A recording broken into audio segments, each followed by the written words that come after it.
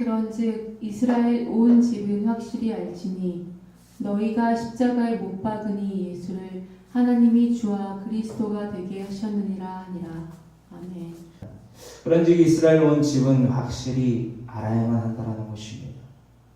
나도 베드로의 권면과 그 복음의 메시지의 전함에 있어 이것을 확실히 알아야 된다며 마침표를 찍는데 그것은 무엇이냐?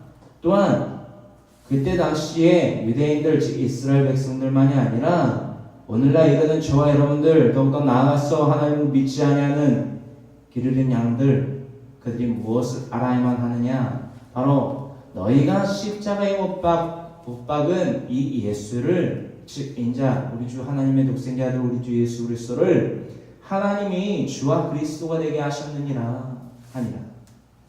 할렐루야. 이 36절의 이 종주가 되는 이 말씀, 이 한 구절의 말씀을 우리가 깨닫기를 원합니다. 또한 그 가운데 나타나 있는 너희가 십자가에 못 박은 이 예수를 하나님이 주와 그리스도가 되게 하셨느니라. 바로 우리 주 예수 그리스도에 대해서 바로 알기를 원합니다. 이 사도행전 2장 36절을 본문으로 가지고 오늘날 이 사순절을 지내며 우리는 무엇을 알아야만 하는가 하는 주제로 하나님의 그 진리의 말씀 선포하며 건면하며 우리가 함께 그 지혜를 받고자 합니다. 사도행전 2장 36절에 기르고 있지요. 우리가 알아야 될 것이 무엇입니까? 우리가 정확히 알아야 될 분이 누구십니까? 우리가 알아보고자 합니다. 우리가 못 박은 십자가에 못 박은 예수를 하나님이 주와 그리스도가 되게 하셨느니라. 이 말씀이 무슨 말씀인지 우리가 알아보도록 합니다. 사순절을 지나며 우리는 무엇을 알아야만 하는가? 바로 우리가 이것을 알아야 된다는 것입니다. 그것이 무엇인가 하니 역사로서 증명되는 예수님에 대해서 알아야만 한다는 것입니다. 역사로서 증명되는 예수님. 자, 역사로서 어떻게 증거하고 또한 증거했고 또한 앞으로 이제는 베드로에게만 그치는 것이 아니라 오늘날에 저와 여러분에 이르기까지 역사로서 예수님을 어떻게 증거했으며 또한 증거해야 하는지 우리가 알아보기를 원합니다. 사도행전 2장 28절로부터 30절까지 이루고 있는 것 가운데에 가장 먼저 28절에 대해서 한 구절만 읽어보도록 합니다. 주께서 생명의 길을 내게 보이셨으니 주 앞에서 내게 기쁨이 충만하게 하시리로다 하였으므로. 아멘. 피터 즉 베드로가 유대인들에게 간증합니다. 또한 이것은 전도로서 자연스럽게 그 복음의 메시지를 전달함으로 이어지지요. 28절에 이르기를 주께서 생명의 길을 내게 보이셨으니 베드로가 일렀다는 것입니다.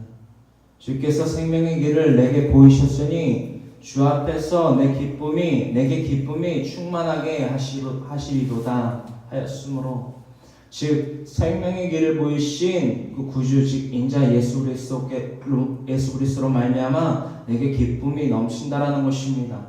그러므로 말미암아 내 간증, 내 전도 또한 역사로서 드러나 있는 예수님에 대해서 너희들에게 권면하노라. 너희에게 그 복음, 예수 그리스도의 그 복음을 전하노라 라며 이 권면 또한 복음의 메시지의 서론을 시작하죠. 할렐루야. 베드로와 같이 내 안에 기쁨이 충만하게 하신 예수님, 저와 여러분들의 마음 가운데에 또한 심령 가운데에 분명히 자리 잡고 계십니까? 베드로와 같이 내 안에 기쁨이 충만하게 하시는 이가 예수님인 것을 분명히 붙잡고 있냐라는 것입니다. 할렐루야! 이 분명히 붙잡고 있는 예수님이 아직까지도 없었다면 분명한 필요성을 느끼는 오늘날이 되기를 간절히 소망합니다.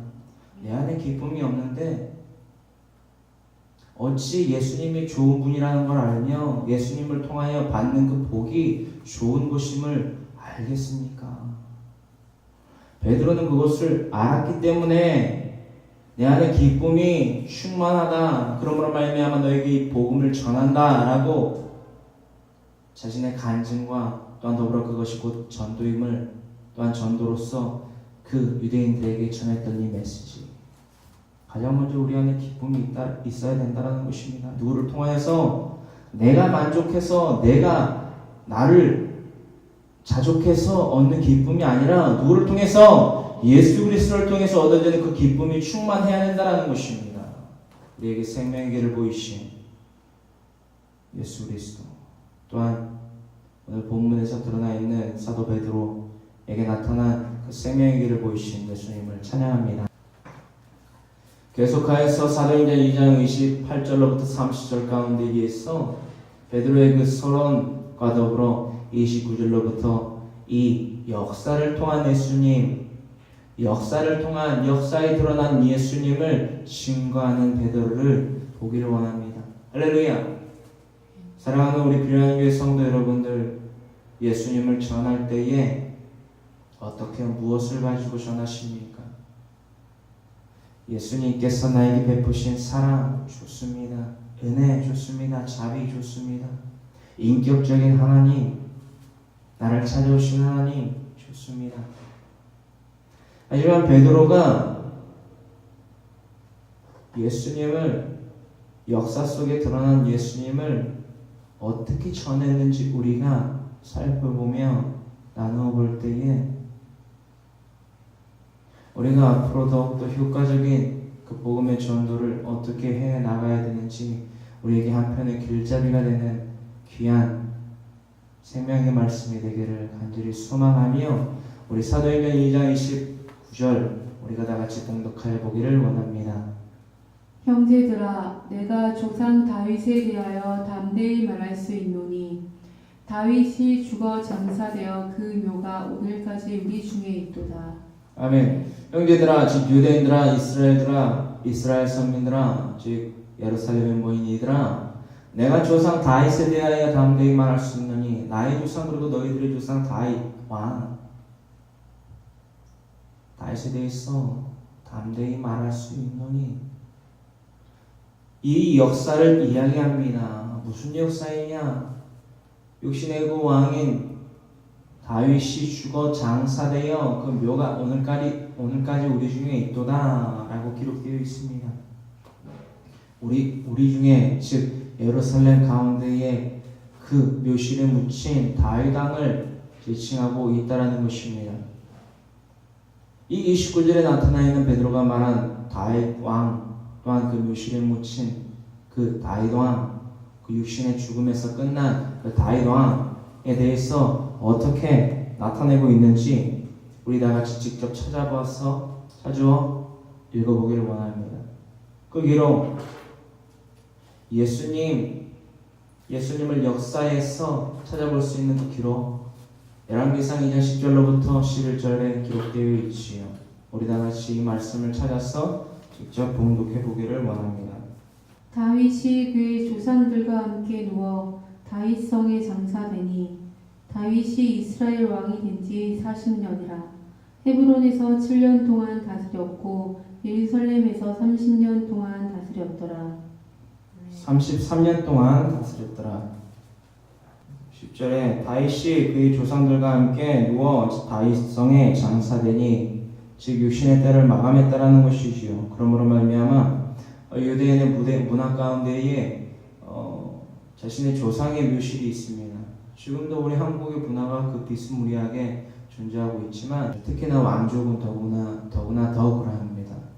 어떠한 묘실에 그 왕의 선대 왕부터 후대 왕까지 한데 같이 묘실에 장사하는 그런 관례이자 또 하나의 제사의 문화가 있다라는 것입니다. 우리가 훗날 알아볼 터이지만 왜 예루살렘 성에 왜 다윗 왕과 그의 조상들이 묻혔느냐?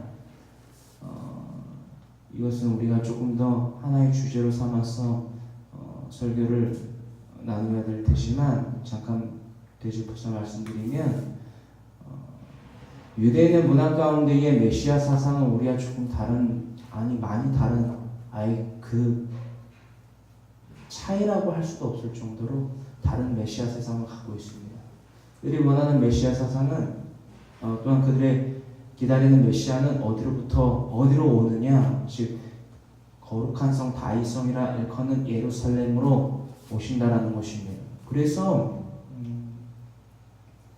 인자이신 예수님을 메시아로 인정하지 않았습니다. 예루살렘으로 오시지 않아서가, 또한 나사렛에서 나서가 아니라 그보다 더 중요한 이유가 있죠. 그들이 원하는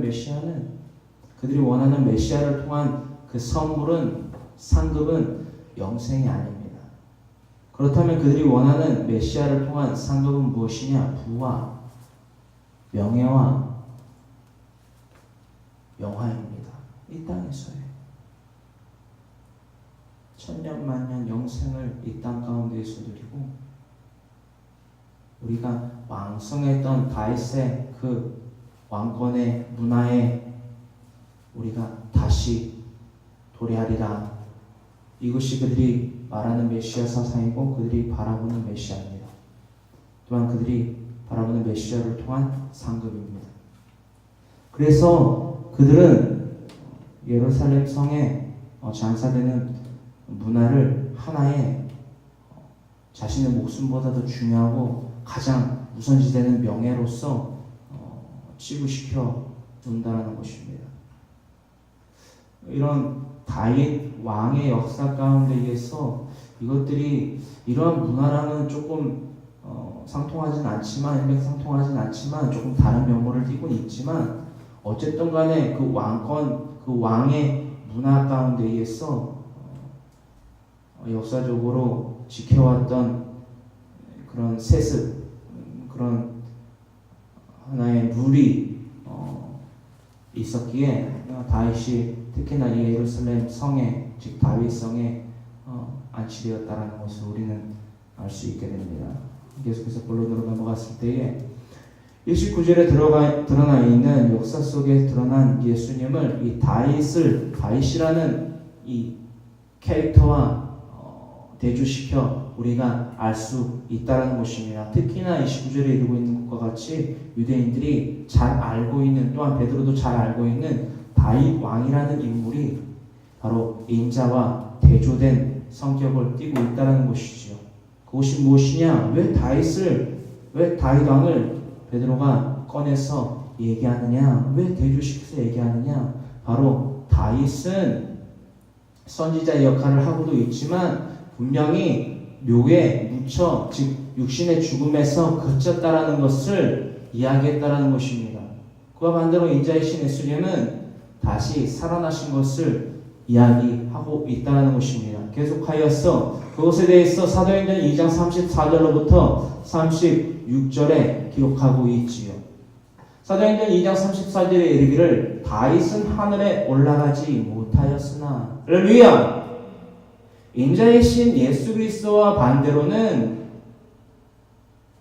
열왕기상 2장 10절로부터 11절에 기록되어 있는 것과 같이 다윗은 그 예루살렘 그 다윗성의 그 조상의 묘에 무화과에다 안치되었다라는 것입니다. 즉 하늘로 올라가지 못했다라는 것입니다. 그것을 그 유대인들에게 문화 가운데에서, 또한 역사 가운데에서 자신의 그 동아줄과 같은 메시아 사상의 모티브가 되고 표본이 되는 다윗이라는 인물과 대조시킨 이유가 여기 있다라는 것입니다. 너희들이 원하는 메시아 사상이, 너희들이 원하는 그 나라가, 왕국이 Kingdom of David, 즉 다윗 왕국이 우리에게 얼마나 썩은 동아줄이라는 것을, 동아줄이냐라는 것을 일깨워주기 위해서 그 역사 속에 드러나 있는 열왕기상 2장 10절로부터 11절에 드러나 있는 다윗 왕을 그 유대인의 문화 가운데에서 패역한 세대요 라고 일컬으며 꺼냈다라는 것입니다. 이것이 다윗이라는 인물을 예수님과 대조시킨 이유입니다. 역사를 끄집어내어서 대조시킨 이유라는 것이지요. 계속해서 베드로는 그 역사를 계속해서 끄집어냅니다. 누구도 이해할 수 있고 받아들일 수 있게 유대인들도 이스라엘 백성들도 이해하고 받아들일 수밖에 없는 이 역사를 끄집어내시오. 그렇습니다. 다윗은 하늘로 올라가지 못했다는 것을 얘기합니다. 친히 말하여 이르되 주께서 내 주에게 말씀하시기를 내가 내 원수로 내 발등상에 되게 하기까지 너는 내 우편에 앉아 있으라 하셨도다 했으니 이것은 누구를 지칭하며 뭐 어떠한 사건을 지칭하냐는 것입니다. 할렐루야! 할렐루야! 내가 내 원수로 내 발등상에 되게 하기까지, 즉 예펜 그 사탄이 내 발등상에 되기까지, 즉 예수의 발 아래 밟힌 것처럼 그 예뺀 그 사탄의 머리를 슈프하게끔 되기까지, 즉 사탄의 권세가 바닥에 떨어질 때까지, 밟을 때까지 너는 내 우편에 앉아있으라 하셨도다 하였으니. 할렐루야. 하나님은 지금 거룩한 그 영광의 모습으로 하나님의 보좌 우편에 앉아 계신다라는 것을 기록하고 있다라는 것입니다. 그 말씀, 어떠한 말씀을 지칭하고 있으며 또한 어떠한 말씀을 이루셨기에 이러한 35절의 말씀을, 그 복음의 메시지를 다윗과는 다르게 하나님의 보좌 우편에 계신 예수님을 지칭하여 그들에게 담대히 선포할 수 있었는지, 왜 다음에 그 말씀 창세기서 3장 15절의 말씀을 함께 봉독하여 보기를 원합니다. 내가 너로 여자와 원수가 되게 하고 내 후손도 여자의 후손과 원수가 되게 하리니 여자의 후손은 내 머리를 상하게 할 것이요 너는 그의 발꿈치를 상하게 할 것이니라 하시고. 아멘. 베드로가 하나님의 보좌 우편에 앉아 계신 인자를 이야기하면서 그 인자는 이 사건을, 이 미션을 이루어내셨다라고 이야기하고 있는 것입니다. 35절에 이루고 있는 것과 같이 내가 내 원수로 네 발등상에 되게 하기까지 너는 내 우편에 앉아 있으라 하셨도다 하였으니. 자, 내가 너로 여자와 원수가 되게 하고 내 후손도 여자의 후손과 원수가 되게 하리니 예뺀 곧 사탄에게 하나님이 이르셨다는 것입니다. 내가, 즉 하나님께서 너로, 즉 사탄에게 여자와 온 인류의 태초의 인류인 아담아라 총칭하는 아담과 하와 중에 여자, 즉 하와에게 이르시기를 여자와 사탄은 원수가 되게 하고 내 후손도 여자의 후손과 원수가 되게 하리니, 즉 온 인류가 사탄과 원수가 되었다라는 것입니다. 가장 먼저 하나님의 그 율법을, 그 명령을 어김으로 말미암아 하나님과 원수되었지요. 누가? 저와 여러분이. 그리고 나서 더불어서 예배고 그 사탄의 존재들과 온 인류가 원수가 되었다라는 것입니다. 하지만 창세기서 3장 15절의 말씀 가운데에서는 하나님의 율법을 어김으로 말미암아 온 인류에게 펼쳐진 저주만이 드러난 것이 아니라, 정죄만이 드러나 있는 것이 아니라 하나님의 긍휼, 즉 결국에는 사랑이 들어있다라는 것입니다. 그 사랑, 결국에는 그 사랑의 그 긍휼이 무엇이냐?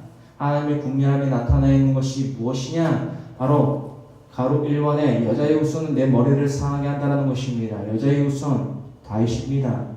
또한 더불어 나아가서 다윗의 후손 누구? 예수님, 즉 인자이신 하나님의 독생자 아들 우리 주 예수 그리스도께서 내 머리, 즉 사탄의 머리를 상하게 한다는 것입니다. 할렐루야! 이것이 원수가 내 발등상에 되기까지 너는 내 보좌 우편에 앉아 있으라 라고 사도 베드로가 이르렀던 것을 지칭하고 있다는 것입니다. 그렇다면 가로 2번은 무엇입니까? 예수님께서 사탄의 머리를 밟으셨을 때에, 즉 사탄의 그 권세를 무너뜨리셨을 때에 육을 입고 이 땅에 오신 인카네이션 하신 예수님, 성육신 하신 예수님의 육체 또한 상한다라는 것을 우리는 알 수 있습니다. 그것이 바로 2번입니다. 너는 그의 발꿈치를 상하게 할 것이니라. 너는, 즉 뱀은, 곧 사탄은 그의, 즉 인자이신 하나님 예수 그리스도 독생자 아들 우리 주 예수 그리스도의 발꿈치를 상하게 할 것이니라 라고 기록되어 있습니다. 그 발꿈치는 무엇입니까? 즉 육체를 뜻합니다. 인자하신 하나님의 독생자 아들 우리 주 예수 그리스도의 육체를 지칭하고 있다라는 것입니다. 그렇습니다. 예수님의 육체는 이 땅 가운데 없습니다. 신인 하나님께서 이 땅에 육신의 몸을 입고 오셨고 우리를 위해 십자가에 달려 돌아가셨다라는 것을 바로 이번에서 기록하고 있지요. 더불어 나아가서 사도행전 2장 36절에 이르고 있습니다. 베드로의 그 회심을 하기 위한 그 패역한 세대로부터 회개하고 복음을 믿고 죄사함을 얻게 하는 그 회개의 그 세례를 받고 온전히 인자를 구주로 영접하라 라는 그 메시지의 마침표가 될 수 있는 36절에 오늘의 본문 말씀, 이 말씀. 그런즉 이스라엘 온 집은 이것을 확실히 알지니, 역사 속에 드러난 예수님을 확실히 알지니, 그 역사 속에 드러난 예수님이 다윗과 대조되는 것이 무엇이라고 했습니까? 다윗 왕과 대조되는 것이 무엇이라고 했습니까? 다윗 왕은 신이 아니라는 것입니다. 다윗 왕국은 영생을 주지 못한다라는 것입니다. 다윗 왕국은 우리에게 어떠한 육적인 것 외에 어떠한 값어치 있는 것도 줄 수 없다라는 것입니다. 그렇다면 누구를 통하여서 옛뱀 그 사탄의 그 머리를 박살냈을 즉 히브리어로 슈프할 수 있냐라는 것입니다. 다윗의 자손 누구? 다윗의 자손으로 난 누구? 예수님을 통하여서만 그 영생의 선물을 즉 성령의 선물을 받을 수 있다라는 것을 이야기하고 있다라는 것입니다. 그것을 확실히 알라는 것입니다. 역사 속에 드러난 다윗과 대조되어 있는 예수님을 분명히 알라는 것입니다. 또한 더불어서 무엇을 알라는 것입니까? 아까 말씀드렸다시피 썩은 그 동안줄인 그 다윗 왕국 킹덤 오브 다비드라는 왕국을 너희들의 메시아 사상으로 갖지 말라는 것입니다. 이것이 베드로가 그 이스라엘 택함 받은 족속이라 선민이라 일컫고 있는 자칭 또한 타칭 선민이라 일컫고 있는 그들에게 감히 패역한 세대라고 일컬을 수 있는 이유였다라는 것입니다. 그러므로 말미암아 이것을 확실히 알지니 무엇을 알라? 너희가 십자가에 못 박은 이 예수를 하나님이 주와 그리스도가 되게 하셨느니라. 이 말씀 너무나도 명백하고 너무나도 부정할 수 없는 말씀입니다. 그들에게 너무나도 부정할 수 없는 말씀입니다. 왜냐? 이 말씀 역사 속에 드러난 예수님에 대해서 말했기 때문에 이들이 역사를 거부할 수 없습니다. 이들에게 창출내미신 즉 모세오경은 어떤 존재냐? 마치 그들의 언어와 같은 즉 명예, 그들의 모든 것, 또한 그들의 마지막 동아줄 같은 것입니다.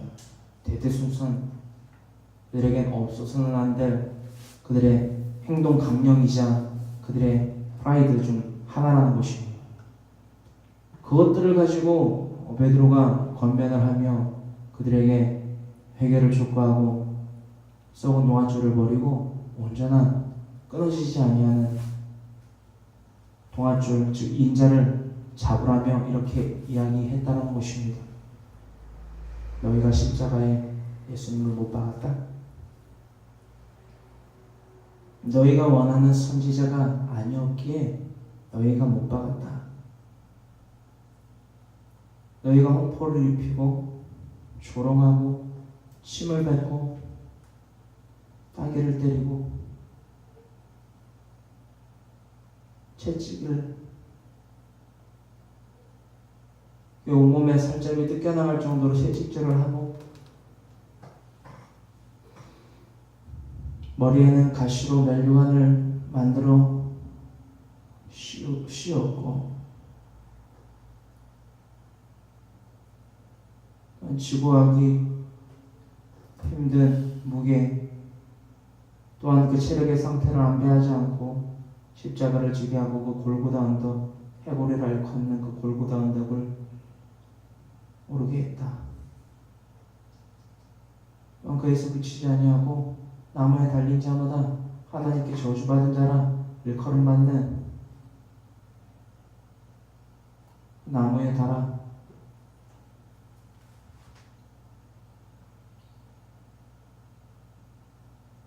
그 언덕 위에 올려 세웠다. 그 십자가에 올려 세울 때에 양손에 대못을 그 십자가에 대어 받고 그 다리는 하나로 포개지어 그 손과 마찬가지로 그 나무에 대어 받게 하였다. 더불어 그 조롱은 그치지 아니하고 목패를 붙이어 유대인의 왕이라 그 조롱의 닉네임을 붙여 그 장대처럼 노뱀을 달아 올린 것처럼 그 골고다 언덕에 그 정상에 올려놓았다. 그 십자가에 6시간 동안 매단 채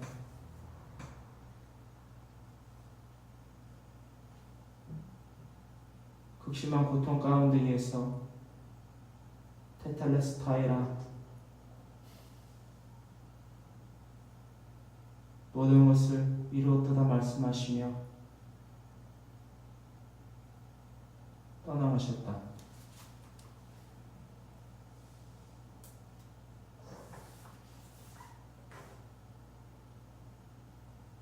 너희는 예수님이 죽은 것을 확인하려 예수님의 옆구리를 창으로 찔렀다. 너희는 그렇게 예수님을 못 박아 죽였다. 그렇게 못 박은 예수님을,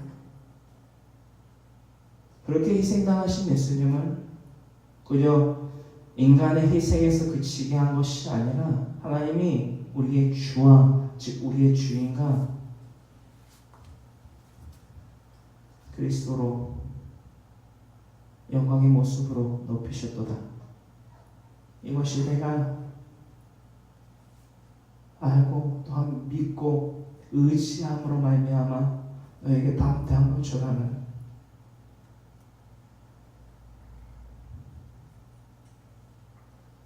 인자이신 하나님의 독생자 아들 우리 주 예수 그리스도라.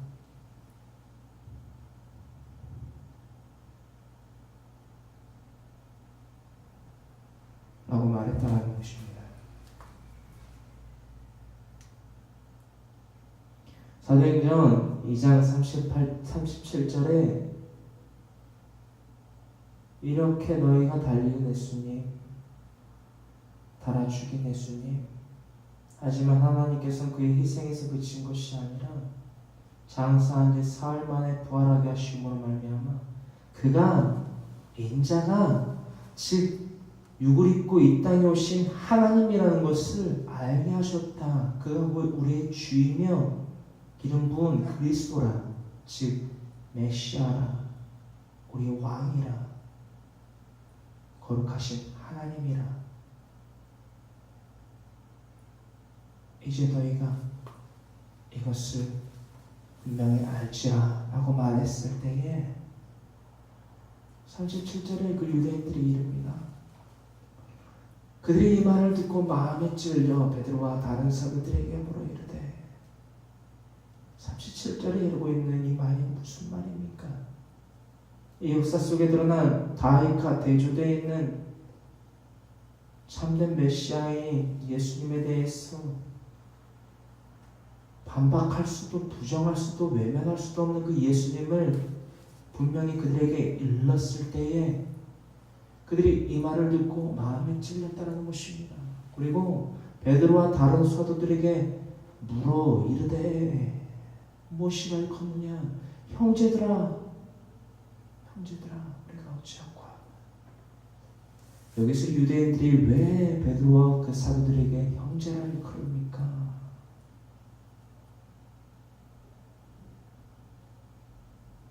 할렐루야. 열두 사도 가운데에 가룟 유다를 제외하고 11사도 가운데에 유대인이 아닌 이들이 태반입니다. 유대인들이 형제라고 일컫는 그런 일을 있을 수 없습니다. 그들이 형제라고 일컫는 자는 누구이냐?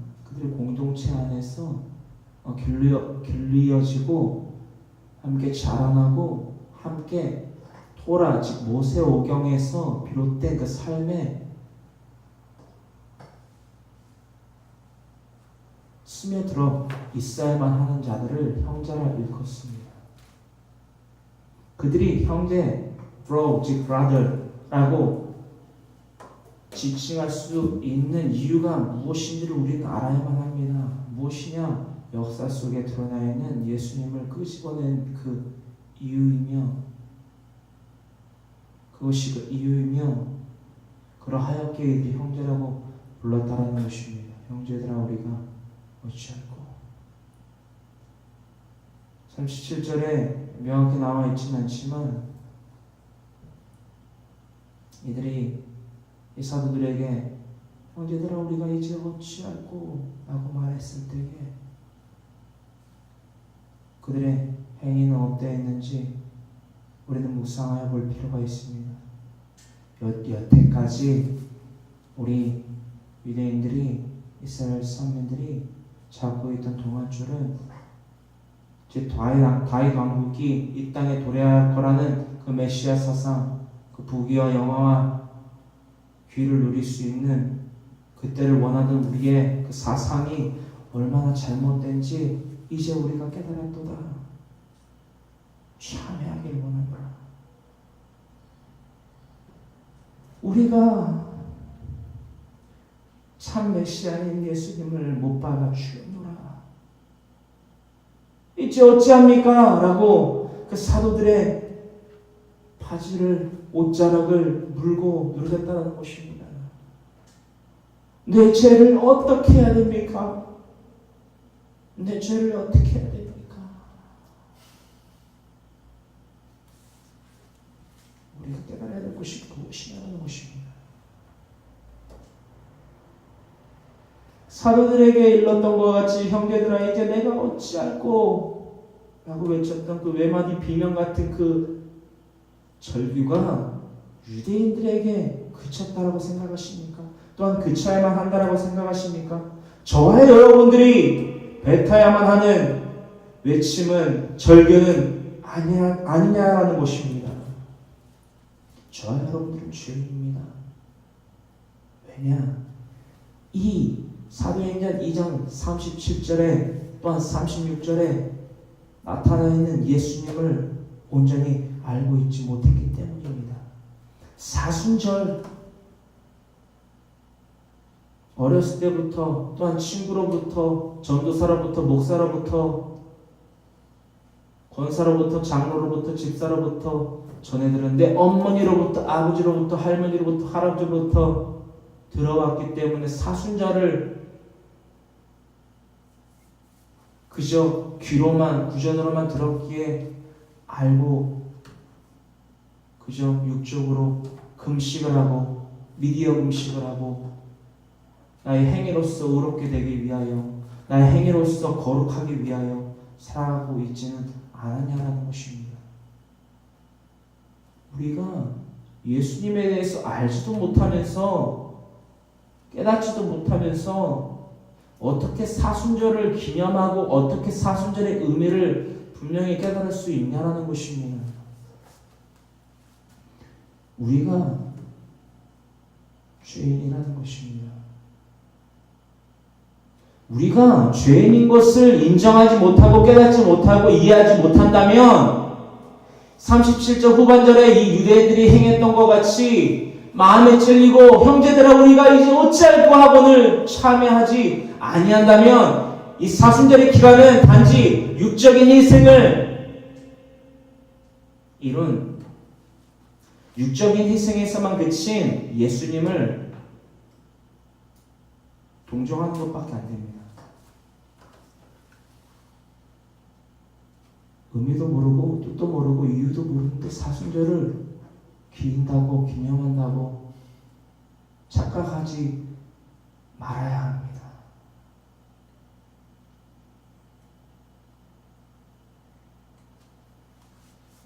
우리는 유대인과 같은 삶을 살아가고 있지는 않습니까? 성경을 잘 알고 이 37절의 사도들의 옷을 붙잡고 사도들에게 참회하는 그 외마디 비명을 지르는 이 이스라엘 백성들의 태반은, 이 예루살렘에 모인 이들의 태반은 어떠한 직업을 갖고 있는 사람이었냐? 대부분이 선생, 즉 랍비의 직책을 갖고 있는 사람입니다. 랍비, 기본적으로 창출렘이신 모세 오경을